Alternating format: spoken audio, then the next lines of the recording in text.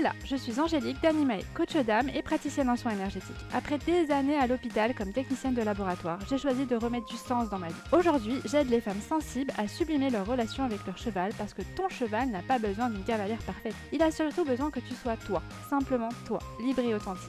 Si tu te sens perdu, que tu donnes tout à ton cheval sans vraiment t'écouter et que tu cherches des outils de compréhension, une bonne dose de bienveillance, de motivation et de bonne humeur, alors tu es au bon endroit. Parfois seul, parfois accompagné d'invités inspirants, dans ce podcast, je te parle d'énergie, d'émotions, des cycles de la nature, de développement personnel, de mindset et surtout de ce lien sacré qui t'unit à ton cheval. Alors, installe-toi confortablement et c'est parti pour l'épisode du jour.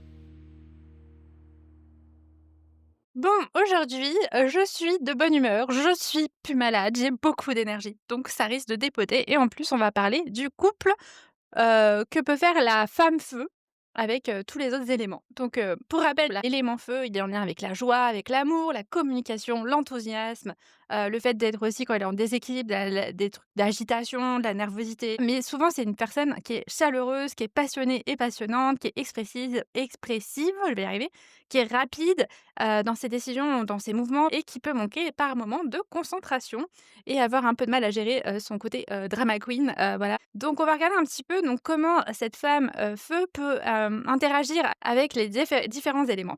Donc on va commencer avec la femme feu avec un cheval bois. Donc là, c'est un couple, qui peut potentiellement bien fonctionner, enfin en tout cas, c'est un des plus fluides. Il n'y a pas toujours de bons ou de mauvais éléments, mais c'est quelque chose qui peut être assez fluide. Donc les grandes forces de ce couple-là, c'est vraiment, la joie du feu qui va ramener, mais il va y avoir le dynamisme du bois, hein, parce que le bois lui aussi il veut y aller. Bon, il veut peut-être pas y aller dans la joie, il veut la compétition, mais les 2 ont une même, motivation d'y aller. Donc ça se passe plutôt bien, ils vont être assez rapides, ils vont être spontanés et performants et surtout dans la compétition. Par contre, comme le feu, il peut partir un petit peu dans ses dramas émotionnels et monter dans les tours. Ça peut perturber le cheval, bois qui lui, il est en mode: «Bah, vas-y, on fait de la compétition, on n'est pas là pour faire le show», tu vois? On n'est pas là pour faire, montrer qu'on sait faire plus, qu'on faire mieux. Nous, on montre, la compétition, quoi, vraiment. Et ce côté un peu chaud, un peu feu que va avoir la cavalière feu de montrer, d'être, dans l'émotionnel, en fait, ça peut énerver le cheval bois qui peut être en mode, enfin: «Pourquoi tu stresses, en fait? Pourquoi tu t'énerves? Pourquoi tu pleures? Pourquoi, en fait, tu es dans cet état-là, quoi?» Donc ça peut l'énerver et ça peut te donner un cheval qui comme le cheval bois, il est assez, on va dire caractériel, ça peut être un cheval qui te dépose assez facilement par terre. Ça va être un cheval qui peut faire ça parce que, bah, tu es trop dans les tours, puis il va te faire, «Bah, non, tu descends, là, tu te calmes». Donc voilà.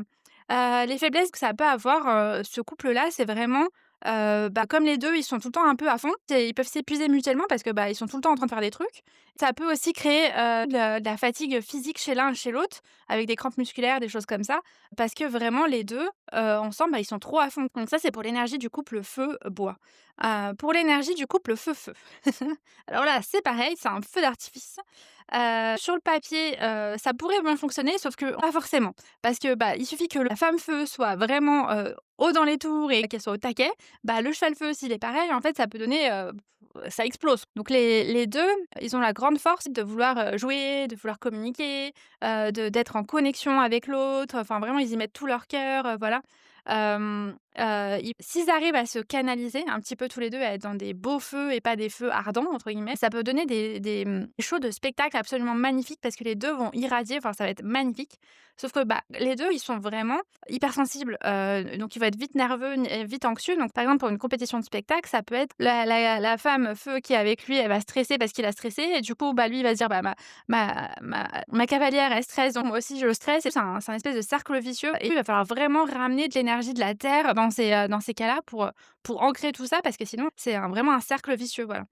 Et dans la relation, ça va être une relation un peu, inconstante, dans le sens où comme c'est du feu, bah, ça peut être du feu fort ou ça peut être du feu, doux, et il va y avoir des hauts et des bas émotionnels. Donc ça va vraiment être, bah, par exemple, si la femme feu, elle arrive, elle est en haut, au niveau des émotionnels, elle est en train de pleurer, rigoler, tout, le cheval, il va être un peu dans tous les mêmes états, ça va donner un truc qui explose, enfin, c'est n'importe quoi. Enfin, je pense que tu imagines très bien la scène où, il y a des séparations de corps, des choses comme ça avec le cheval, feu. Bah, là, ça peut être ça, en fait. Et le lendemain, ça peut être très bien parce que les 2 sont hyper concentrés, sont très bien. Donc ça va donner plutôt une relation un peu en dents de scie ou un peu «je t'aime, moi non plus». Il faut vraiment faire attention aux 2 hypersensibilités des 2. Parce que toi, par exemple, si tu es une femme feu, tu n'ailles pas nourrir la nervosité et l'hypersensibilité de ton cheval qui est feu aussi. Donc ou en tout cas que tu en prennes conscience, voilà, que quand tu es trop dans les tours, trop énervé, au taquet, enfin moi je sais que ça m'est déjà arrivé d'arriver devant ma jument en mode: «Wouh, on va jouer machin tout» et du coup la jument elle est tellement contente, elle fait: «Wouh, on va jouer machin». Sauf que j'ai un coup de cul qui part vers moi parce qu'elle est trop contente, voilà et que c'est mon énergie qui arrive et qui, nourrit son énergie de feu. Donc faut vraiment travailler sur s'ancrer, vraiment revenir, voilà, dans le moment présent, redescendre un petit peu, voilà, de moi je sais que du coup je respire beaucoup avec ma jument, voilà et quand je vois que je suis un peu trop comme ça, en fait, je vais l'éviter le temps qu'elle s'adapte un petit peu à mon énergie qui est un peu trop haute, pour elle et je vais essayer de me calmer avant d'aller la voir parce que sinon je sais que ça va donner n'importe quoi. Donc voilà pour le couple feu-feu.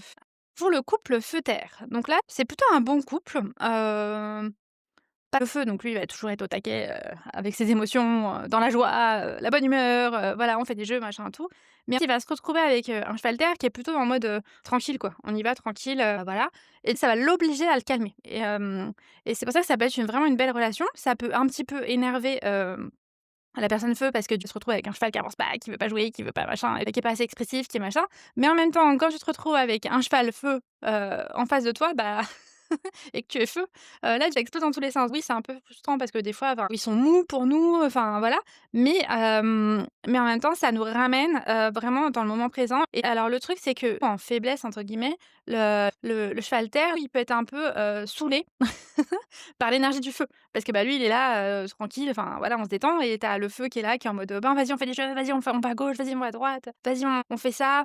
Ou alors, en mode drama queen: «Oh là là, tu blessé». Ça peut le rendre un peu anxieux et un peu plus, lourd, enfin en mode: «Oh tu me saoules, je fais vraiment rien parce que là, tu es vraiment trop chiant, quoi». Et après aussi, de l'autre côté, ça peut être, la femme feu, elle va être frustrée parce que, bah, son cheval, il est lourd, il avance pas. Donc il peut y avoir ce côté-là, qui peut un peu la saouler. Mais sur le principe, franchement, pour en étant feu, c'est plus rassurant d'avoir un cheval terre en dessous que d'avoir un cheval feu où tu sais que si toi, tu es pas juste dans tes émotions et bah, ça peut partir en cacahuète assez facilement. Là, au moins, voilà, ça dépend de ton énergie du jour. On devrait avoir, chaque fois, les 5 éléments dans tous nos chevaux. En fonction des émotions que tu es et la sensation que tu as aujourd'hui, tu devrais choisir ton cheval. Ça devrait être ça, l'idéal, mais bon. Voilà et donc là, faut vraiment aller chercher, de la régularité dans ce couple-là. Vraiment essayer d'organiser un petit peu tout ce bazar pour que, ça soit pas trop exigeant pour le cheval terre et que toi, tu sois un petit peu canalisé avec ton côté feu. Donc c'est vraiment quelque chose qui peut bien fonctionner. Alors pour le couple feu, métal, donc avec la femme qui est feu et le cheval qui est métal. Donc là, c'est compliqué.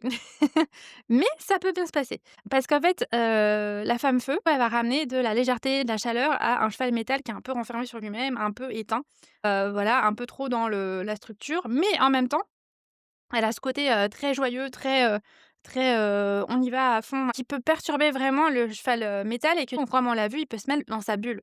Donc il faut pas qu'elle aille trop fort dans son énergie, qu'elle aille pas, un petit peu trop, casser, les règles du cheval métal parce que là, il va se mettre dans sa bulle et en mode un petit peu autiste et il va plus rien gérer du tout, enfin, tu vas pouvoir faire ce que tu veux, il sera pas là, pas du tout ce qu'on veut. Nous, ce qu'on veut, c'est un cheval connecté.